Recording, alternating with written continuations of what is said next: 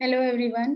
आज हम इस वीडियो के अंदर क्लास 9th का chapter first matter in our surrounding को कम्प्लीटली रिवाइज करेंगे। ये एक सुपर रिवीजन वीडियो होने वाली है जिसके अंदर हम एक वीडियो के अंदर सारी कंप्लीट चैप्टर को रिवाइज करेंगे। So let's start now.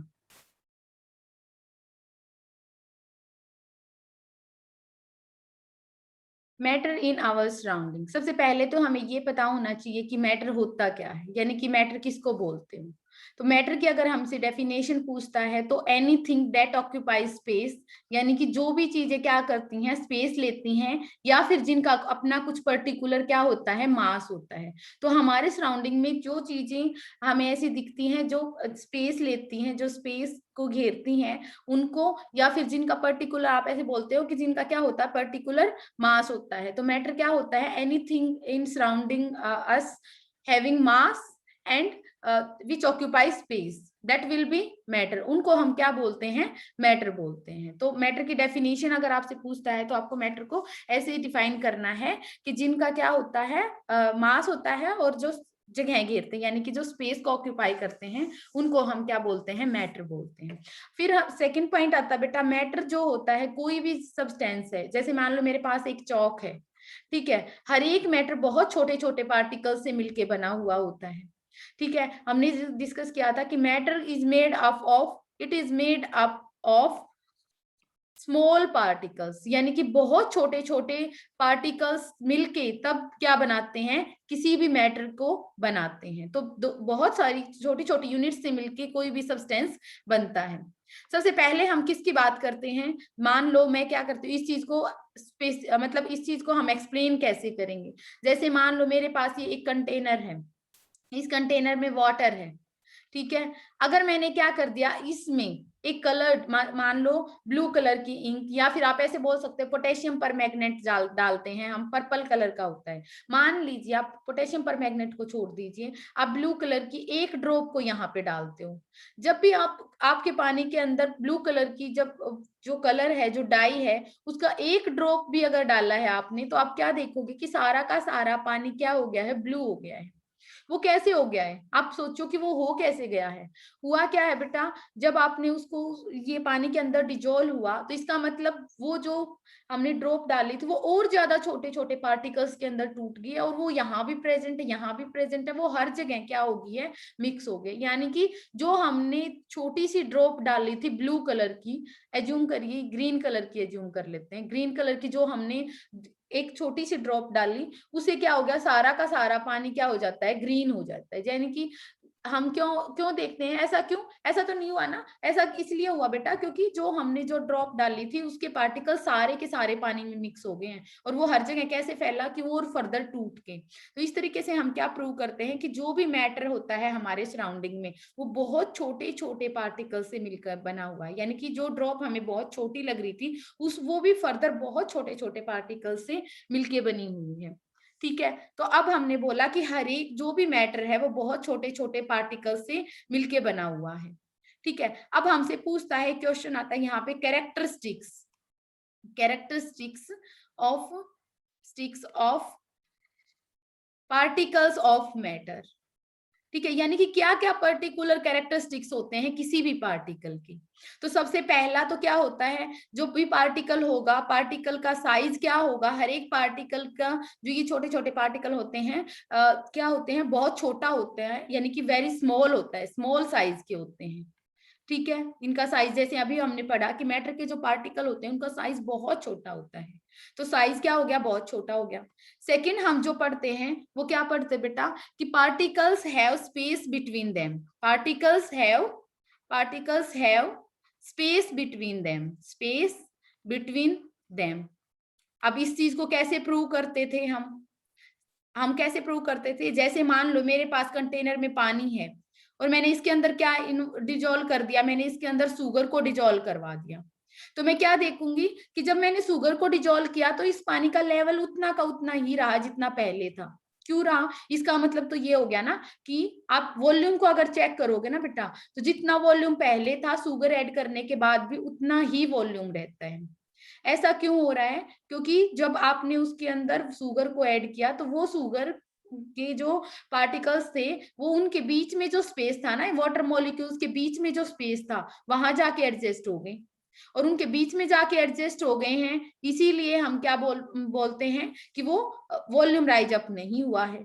ठीक है, तो इस बात से हम प्रूव कर पाते हैं कि जो पार्टिकल्स होते हैं उनके बीच में क्या होता है, स्पेस होता है। ठीक है, थर्ड पॉइंट आता है कि पार्टिकल्स आर कॉन्टिन्यूअसली मूविंग। क्या होते हैं, पार्टिकल्स जो होते हैं वो कॉन्टिन्यूअसली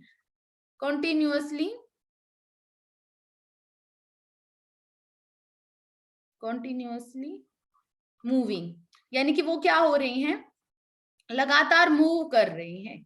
ठीक है, ऐसा क्यों, देखो अगर मान लो, देखो आपने परफ्यूम को स्प्रे किया, ठीक है, तो परफ्यूम की स्प्रे जो आप यहाँ पे करते हो उसको आप दूसरी जगह पे भी महसूस कर पाते हो। क्यों, इसका मतलब तो ये हो गया ना बेटा कि आपने जो यहाँ एक जगह पे परफ्यूम को स्प्रे किया था उसको दूसरी जगह पे क्यों कर पा रहे हो, क्योंकि इसका मतलब तो ये हुआ कि पार्टिकल्स की मोशन यहाँ से वहां तक हुई है।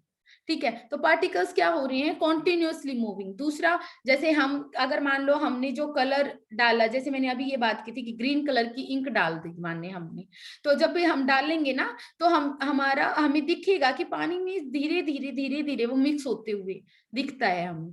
ठीक है, इससे हम क्या बता पाते हैं कि कॉन्टिन्यूअसली क्या कर रहे हैं, पार्टिकल्स हो रहे हैं, मूव करते रहते हैं। किसी भी मैटर के पार्टिकल्स कॉन्टिन्यूअसली क्या करते हैं, मूव करते हैं। फोर्थ पॉइंट आता है कि जो पार्टिकल्स होते हैं वो क्या करते हैं, अट्रैक्ट करते हैं एक दूसरे को, अट्रैक्ट ईच अदर, यानी कि पार्टिकल्स ऑफ, क्या लिखोगे आप, ऐसे लिखोगे, particles of matter attract each other. तो जब आप नोट्स बनाओगे यहाँ से तो कैसे बनाओगे, आप लिखोगे पूरी सेंटेंस को अच्छे से लिखोगे कि particles of matter attract each other, यानी कि जो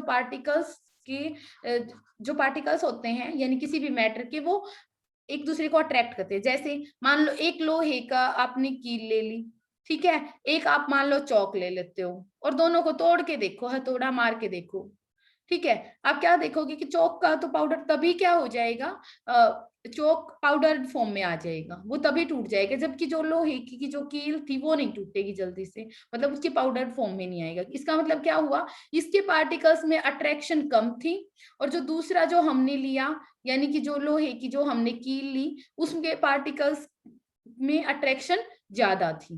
तो ये क्या बताता है कि पार्टिकल्स में जो अट्रैक्शन होती है वो प्रेजेंट होती है, वो डिपेंड करता है बेटा, जैसे सॉलिड में ज्यादा अट्रैक्शन होती है एज कंपेयर टू लिक्विड, और लिक्विड में ज्यादा होती है as compare to gas. Gas के पार्टिकल्स एक दूसरे को कम अट्रैक्ट करते हैं एज कंपेयर टू लिक्विड। तो इस तरीके से हम क्या करते हैं, कैरेक्टरिस्टिक्स, यानी कि आपसे सबसे पहला टॉपिक आता है व्हाट इज मैटर, मैटर किससे बना हुआ है, तो आप बताओगे बहुत छोटे छोटे पार्टिकल्स से बना हुआ है। फिर बोलेगा कि कैरेक्टरिस्टिक्स बताओ, मैटर के जो पार्टिकल्स हैं उनकी क्या क्या कैरेक्टरिस्टिक्स हैं, तो आपको ये 4 कैरेक्टरिस्टिक्स आपको याद करनी है। नेक्स्ट आता है बेटा, एक प्रोसेस आती है जिसको हम बोलते हैं डिफ्यूजन।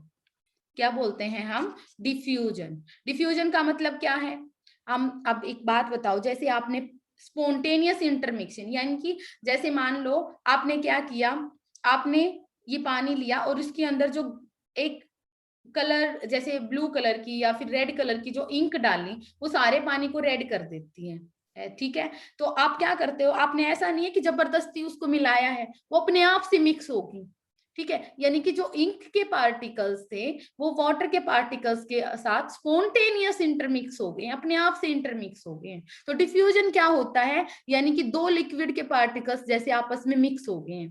तो ये जो प्रोसेस होती है, ठीक है, यानी कि जब 2 सब्सटेंस के पार्टिकल्स एक दूसरे के साथ स्पोंटेनियसली, स्पोंटेनियस का मतलब समझ रहे हो, स्पोंटेनियसली ये जरूर लिखना है। स्पोंटेनियसली का मतलब ये है बेटा कि आपने कोई एफर्ट नहीं लगाया है, आपने कोई भी एफर्ट नहीं लगाया है, वो क्या हो गए हैं, ऑटोमेटिकली एक दूसरे के साथ क्या हो गए हैं, इंटरमिक्स हो गए हैं। तो इस प्रोसेस को हम बोलते हैं डिफ्यूजन। तो डिफ्यूजन से ये जरूर लिखना है, अगर आप इतना लिख दोगे कि इंटरमिक्सिंग ऑफ 2 सब्सटेंसेस, ठीक है, और ऑन इट्स ओन लिख दो या फिर स्पोंटेनियसली लिख दो, तब आपको मार्क्स मिलेंगे। अगर सिंपली आप एक्सप्लेन करोगे कि इंटरमिक्सिंग ऑफ 2 पार्टिकल्स, तो वो क्या नहीं किया जाएगा, कंसिडर नहीं किया जाएगा। ध्यान रखना, डिफ्यूजन होता है, जैसे मान लो अगर आप किसी 2 चीजों को जबरदस्ती मिलाते हो, मान लो आप पानी के अंदर चीनी को जबरदस्ती मिलाते हो, तो वो डिफ्यूजन नहीं है। जितनी चीनी पानी के अंदर अपने आप से मिक्स हो जाती है ना, जैसे पानी में डाल दो थोड़े टाइम के बाद वो अपने आप से पानी में घुल जाते हैं, वो प्रोसेस होती है डिफ्यूजन। तो स्पॉन्टेनियस, ठीक है, स्पॉन्टेनियस इंटरमिक्सिंग होती है जब दो सब्सटेंस की एक दूसरे के अंदर, तो उस प्रोसेस को हम क्या बोलते हैं, उस प्रोसेस को हम डिफ्यूजन बोलते हैं। एग्जांपल्स बहुत सारे हैं, जैसे मैंने अभी बताया कि मान लो अब आपकी मम्मी घर में खाना बनाती है, तो किचन में जब खाना बनाती है उस खाने की जो स्मेल है वो आपको दूसरे कमरे में बैठे हुए हो तो भी आ जाती है। सिंपल है, क्यों आ जाती है, क्योंकि वहां पे क्या हो जाता है, डिफ्यूजन हो जाता है। तो बहुत सारे एग्जांपल है, जैसे हम परफ्यूम स्प्रे करते हैं तो परफ्यूम की जो स्मेल है वो हमें दूर तक पता चलती है। वो किस वजह से पता चलती है बेटा, क्योंकि हमारा क्या वहां पे क्या हो जाता है, डिफ्यूजन हो जाता है। कौन सी प्रोसेस होती है, diffusion, that will be the diffusion. तो आपको डिफ्यूजन की डेफिनेशन याद करनी है, प्लस आपको एग्जाम्पल्स याद करने हैं, और डिफ्यूजन होता क्या। तो मैंने आपको क्लियरली बताया कि स्पॉन्टेनियस वर्ड लिखना आपको बहुत जरूरी है, तभी जाके क्या होता है, आप ऐसे बोल सकते हो कि डिफ्यूजन को डिफाइन करोगे। ठीक है, तो हमारा ये था नेक्स्ट टॉपिक जिसको हम बोलते हैं डिफ्यूजन। तो अभी हमने पढ़ा, अब आता है कि मैटर। जब हम मैटर की बात करते हैं तो मैटर हमने बात की कि मैटर की जो पार्टिकल्स होते हैं वो बहुत छोटे छोटे होते हैं, पार्टिकल्स के बीच अट्रैक्शन होते हैं, पार्टिकल्स के बारे में पढ़ लिया। अब मैटर की डिफरेंट स्टेट्स भी होती हैं, जैसे फोर्स ऑफ अट्रैक्शन की बात कर रहे थे बेटा हम लास्ट में, कि पार्टिकल्स डिफरेंट डिफरेंट फोर्स से क्या करते हैं, एक दूसरे को अट्रैक्ट करते हैं। जैसे मैंने बोला कि चौक पाउडर ले लो, आयरन पाउडर, सॉरी आयरन की ले लेते हैं हम, ठीक है, तो वो क्या हो करता है, पार्टिकल्स के बीच में अट्रैक्शन अलग अलग है, उस बेसिस पे पार्टिकल्स को हम, मैटर को हम तीन कैटेगरीज में डिवाइड करते हैं। एक होता है हमारा सॉलिड, एक होता है हमारा लिक्विड, और थर्ड होता है हमारा गैस।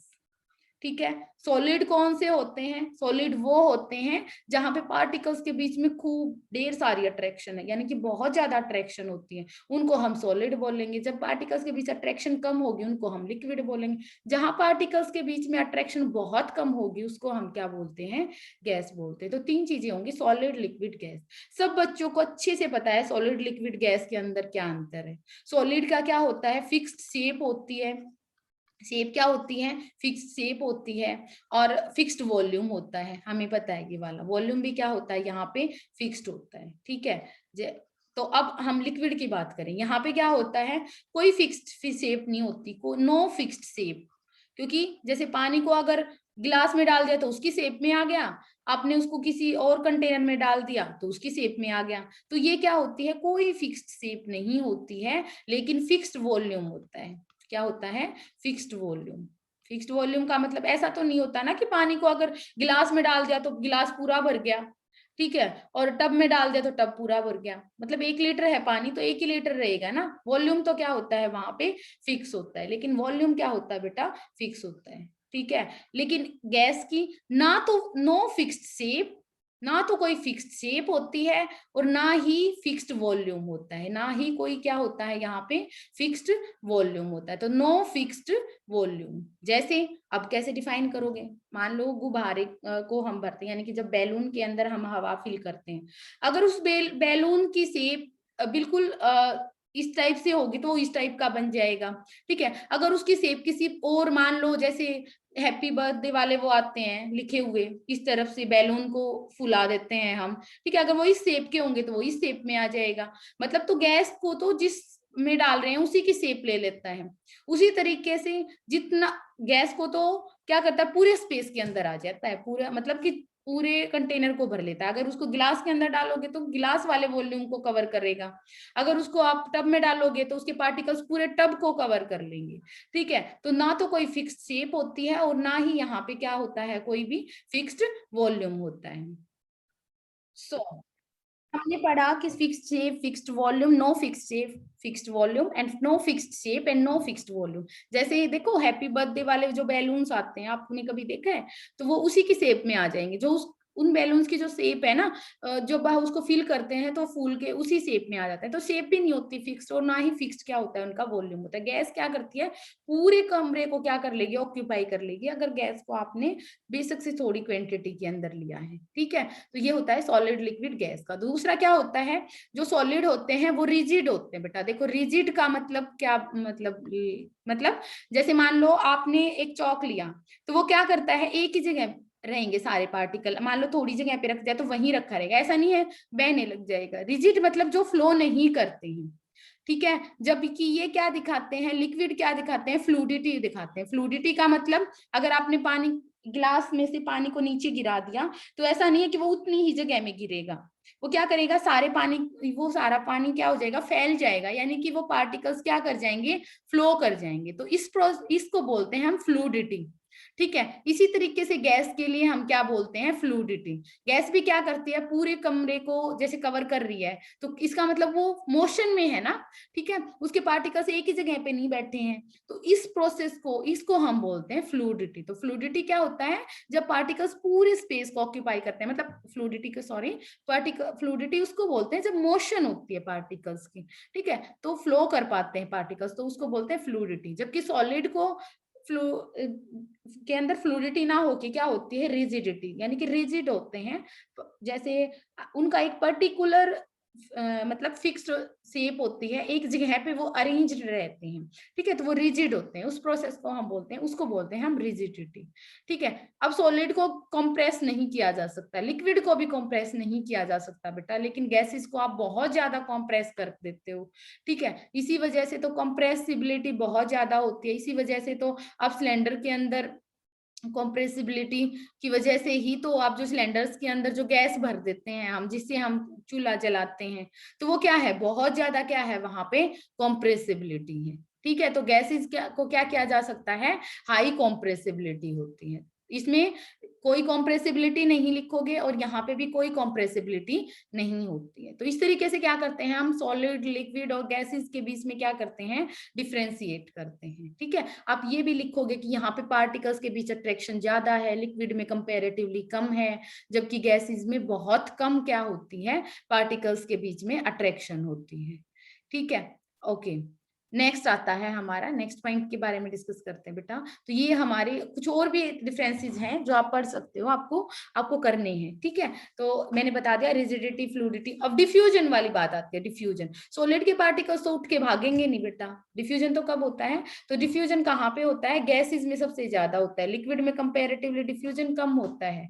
ठीक है, सॉलिड में और भी कम होता है। जैसे हमने पढ़ा भी था, डिफ्यूजन कहाँ पे होता है, जब मान लो बोर्ड पे आपने क्या लिख दिया, बोर्ड पे आप कुछ लेटर्स लिख देते हो चौक से, तो आप क्या करोगे, आप देखोगे कि थोड़े टाइम के बाद जब आप उसको इरेज कर रहे हो ना, उस चौक से लिखे हुए को, मान लो मैंने अपना ही नाम लिख दिया उस बोर्ड पे, या फिर चैप्टर केमिस्ट्री लिख दिया मैंने उस बोर्ड पे, और मैंने उसको 2-3 महीने के लिए छोड़ दिया, तो आप क्या देखोगे कि जब आप उसे इरेज कर रहे हो ना, उसको चौक लिखे हुए को, चौक से लिखे हुए को, तो वो इरेज नहीं हो पाएगा। क्यों नहीं हो पाएगा, क्योंकि जो ये चौक सॉलिड से लिखा था आपने, वो दूसरे सॉलिड के अंदर क्या हो जाता है, डिफ्यूज हो जाता है। तो रेट ऑफ डिफ्यूजन मतलब जो स्पीड होती है डिफ्यूजन की, वो गैसेस में तो बहुत स्पीड से होती है, लिक्विड में उसके कंपैरेटिवली कम, और सॉलिड्स में रेट ऑफ डिफ्यूजन होती है बहुत बहुत कम होती है, यानी कि सालों लग जाते हैं तब जाके ये वाली चीज होती है। ठीक है, तो डिफ्यूजन कहाँ पे, किसके पार्टिकल्स ज्यादा फ्लो करते हैं, गैस के पार्टिकल्स ज्यादा फ्लो करते हैं। तो रेट ऑफ डिफ्यूजन कहाँ पे ज्यादा होती है,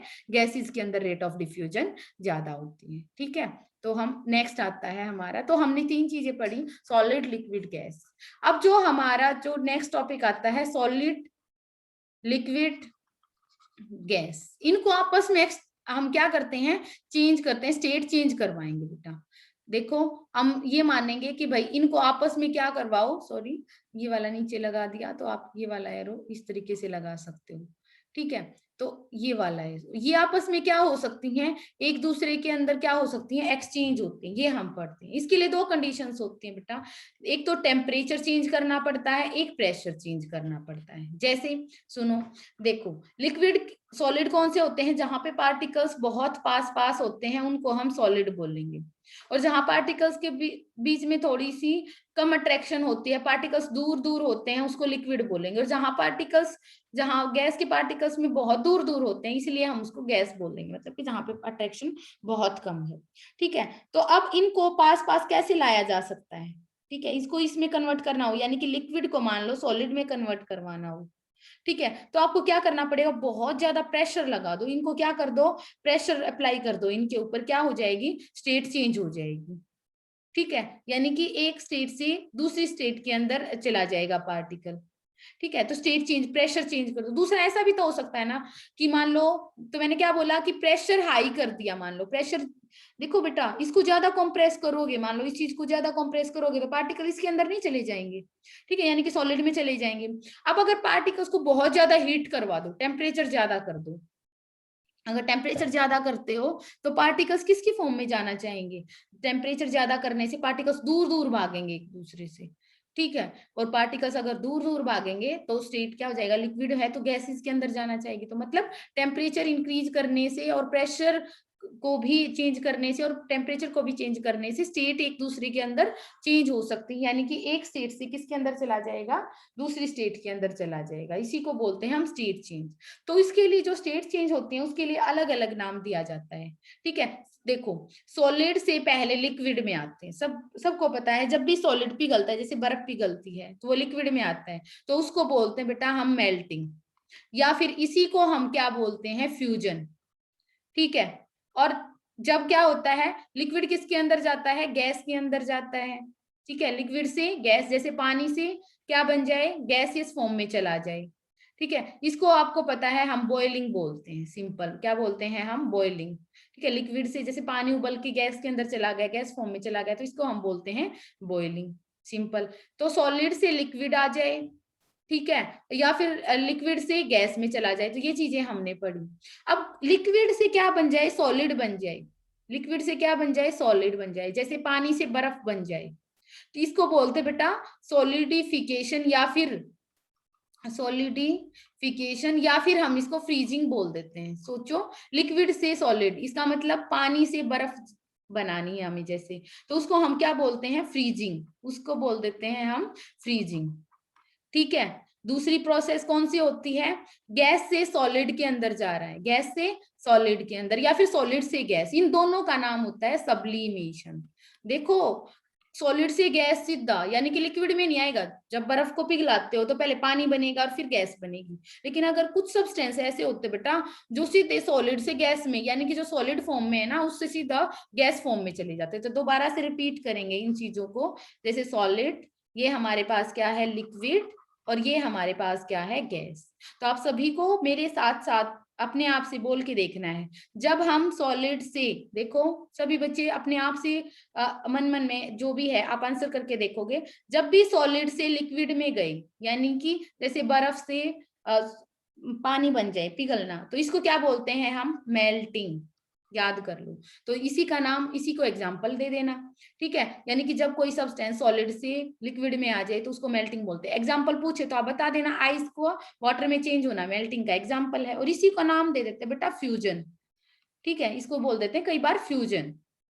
ठीक है, अब दोबारा बोल के देखो, लिक्विड से गैस में बनना, जब भी कोई क्या करे, सब्सटेंस लिक्विड से गैस में जाएगा तो आप सोच सकते हो, यानी कि वाटर से वाटर वेपर्स में जाए। ठीक है, तो इसको हम बोलते हैं बॉइलिंग, इसको बोलते हैं हम बॉइलिंग।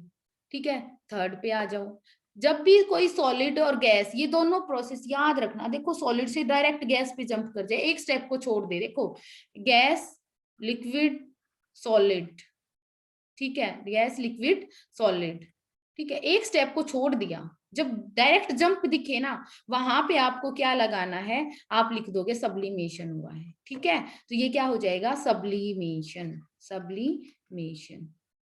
ठीक है, सब्लिमेशन, इसको प्रोसेस को बोलते हैं सब्लिमेशन। चाहे सॉलिड से गैस, ये उल्टा भी ऐसे ही होगा, इसको भी हम सब्लिमेशन ही नाम देते हैं। तो सब्लिमेशन, सब्लिमेशन, सिंपल, दोनों प्रोसेस को हम सब्लिमेशन बोलते हैं।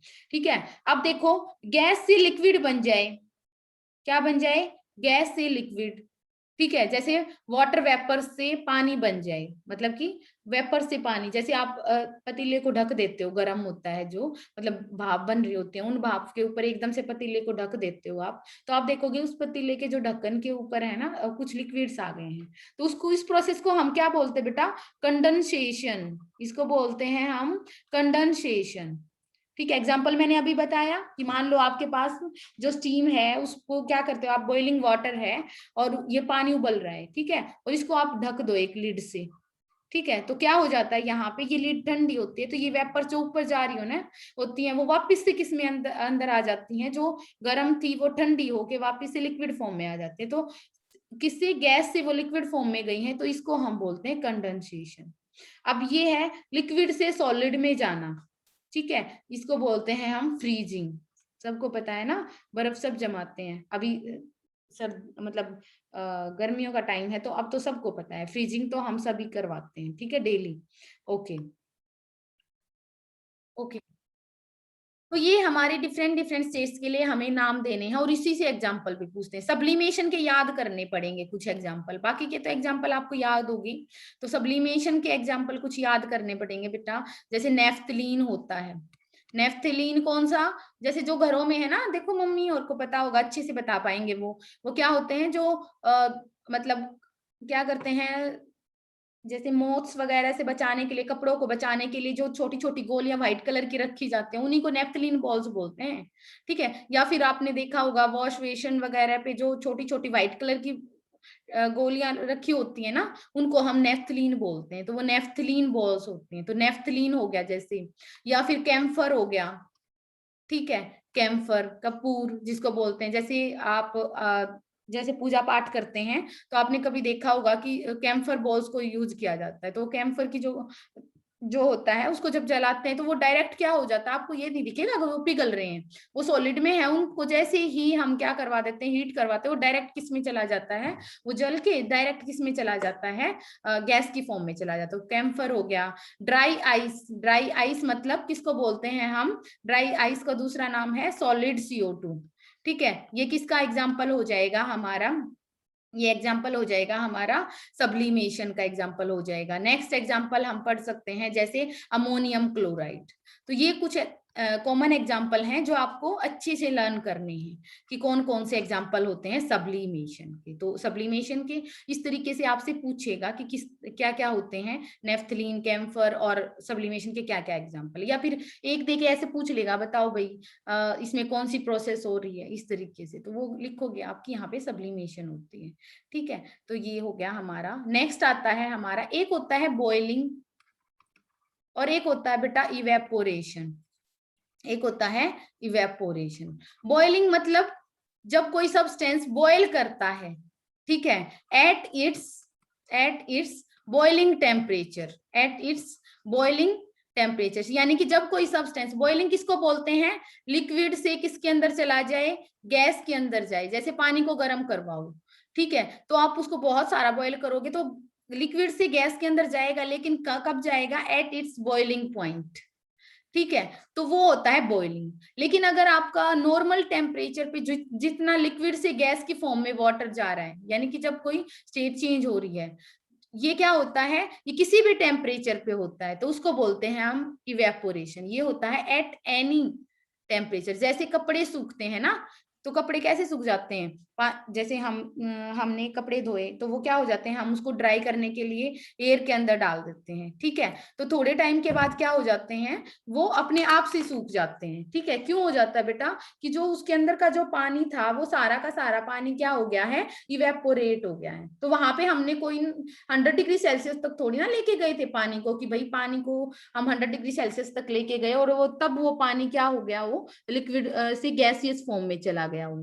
तो इस तरह से जब क्या होता है, जब मतलब उसके बॉइलिंग टेम्परेचर से कम पे जब कोई सब्सटेंस किसके अंदर चला जाता है, लिक्विड से आप बोल सकते हो गैसेस स्टेट में जाता है, तो उसको बोलते हैं हम इवेपोरेशन। तो आप इसके लिए लिखोगे एट एनी, देखो दो चीजें ध्यान रखनी है बेटा, ये दो चीजें लिख रहे हैं, एट एनी टेम्परेचर तो लिख ही रहे हैं हम, साथ में ये भी लिखोगे, या फिर ऐसे भी लिखा जा सकता है ना कि बिलो इट्स बॉइलिंग टेम्परेचर, कि किसी भी टेम्परेचर का मतलब ये है कि 100 से कम पे, 100 पे तो वैसे ही ना बॉईल हो जाएगा, बिलो इट्स बॉइलिंग टेम्परेचर। तो जब भी कोई सब्सटेंस लिक्विड से गैस में चला जाता है below it's boiling point temperature, उसको उस प्रोसेस को इवेपोरेशन बोलते हैं। ठीक है, ये एक सरफेस फिनोमिना होता है, मतलब कि ऊपर ऊपर से जो चीजें होती है ना, मान लो हमने एक कंटेनर में पानी लिया, ठीक है, तो वो ऊपर तो वो क्या होगा, ऊपर ऊपर से इवेपोरेट होता है। ठीक है, ये वाला गर्म हो जाएगा पानी और इवेपोरेट हो जाएगा। तो ये एक सरफेस फिनोमिना है, इसको बोलते हैं हम, ये एक सरफेस फिनोमिनन है। जबकि ये क्या होती है बेटा, ये एक बल्क फिनोमिनन, ये क्या होती है, बल्क फिनोमिनन। ठीक है, तो कपड़े सुखा रहे हो, ये इवेपोरेशन का एग्जांपल है, पानी को उबाल रहे हो, वो बॉइलिंग का एग्जांपल है। इस तरीके से आप क्या करोगे, बॉइलिंग और इवेपोरेशन में डिफ्रेंशिएट कर सकते हो।